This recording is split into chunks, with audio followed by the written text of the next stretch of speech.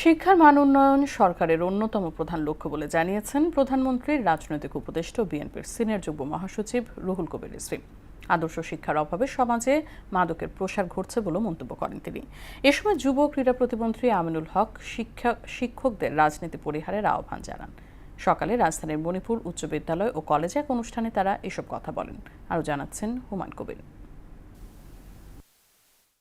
মণিপুর উচ্চ বিদ্যালয় কলেজের একাডেমিক ও প্রশাসনিক উন্নয়নে বার্ষিক প্রশিক্ষণ কর্মশালার সমাপনী অনুষ্ঠানে যোগ দেন প্রধানমন্ত্রীর রাজনৈতিক উপদেষ্টা ও বিএনপির সিনিয়র যুগ্ম মহাসচিব রুহুল কবির রিজভী ও ক্রীড়া প্রতিমন্ত্রী আমিনুল হক সহ অন্যরা।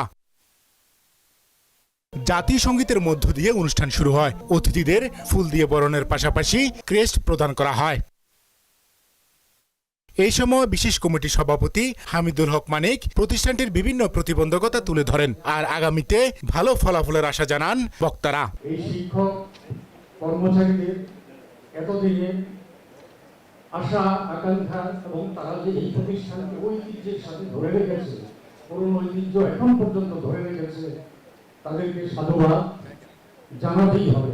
মণিপুর স্কুল কলেজ আগে যেভাবে চলে আসছে তার ধারাবাহিকতা রক্ষা করে ভবিষ্যতে এগিয়ে যাবে এবং বাংলাদেশের মাটিতে মাথা উঁচু করে দাঁড়াবে। মাননীয় প্রধানমন্ত্রী এই বাজেট বাস্তবায়নের মাধ্যমে 1 কোটি নতুন বেকার শিক্ষিত যুবককে চাকরি দেওয়ার পলিসি গ্রহণ করেছেন। সেই ক্ষেত্রে আমি মনে করি এই সরকারের আমলে আপনাদের কারণে চাকরি হারানোর কোনো সম্ভাবনা নেই। এই সময় ক্রীড়া প্রতিমন্ত্রী আমিনুল হক শিক্ষকদের রাজনীতি পরিহার করে শ্রেণীকক্ষে পাঠদানে মনোযোগী হওয়ার আহ্বান জানান। যারা শিক্ষক শিক্ষিকা আপনাদের কারো বিএনপি হওয়ার দরকার।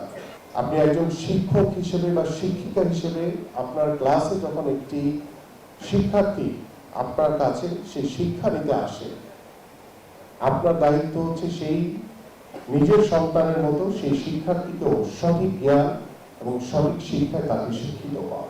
আগামীতে চতুর্থ শ্রেণী থেকে খেলাধুলাকে বাধ্যতামূলক করা হবে বলেও জানান আমিনুল হক। আগামী শিক্ষাক্রম চতুর্থ শ্রেণী থেকে খেলাধুলাকে বাধ্যতামূলক করা হচ্ছে পাঠ্যপুস্তকে, এবং সেই পাঠ্যপুস্তকে আপনারা যখন আপনাদের সন্তানদেরকে স্কুলে পাঠাবেন, স্কুল থেকে যখন তারা স্কুলের ক্লাস শেষ করে এসে বাসায় আসবে, তারা হয়তোবা ডিভাইসের প্রতি সেই আসক্তি না এনে তখন তারা বাধ্য হবে মাঠে যেতে, কারণ মাঠে যদি সে না যায় তাহলে সে পরীক্ষায় ফেল করবে।